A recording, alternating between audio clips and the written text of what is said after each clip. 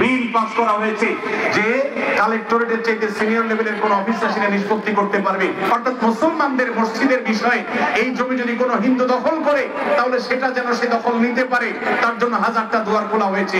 এটা ভারতবর্ষের ইতিহাসে মুসলমানদের বিরুদ্ধে তৈরি হওয়া সবচেয়ে কালো আইনগুলোর একটা, যেটা মুসলমানদের অধিকার খর্ব করছে, সংখ্যালঘুদের অধিকার খর্ব করছে। আমরা তীব্র নিন্দা জানাচ্ছি। আল্লাহ রাব্বুল আলামিন ভারতবর্ষের মুসলমানদের অধিকার যেন তারা ফিরে পায়, সেই তৌফিক আল্লাহ তাআলা সবাইকে দান করুন।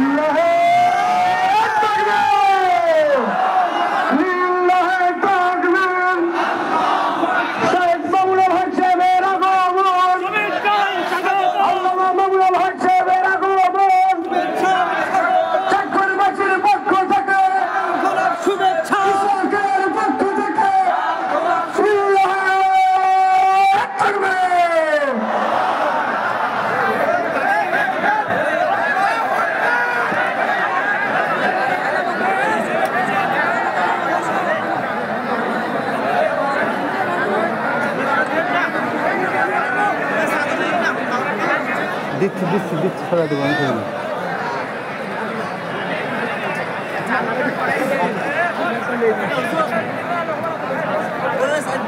দিব না, আমি আছি।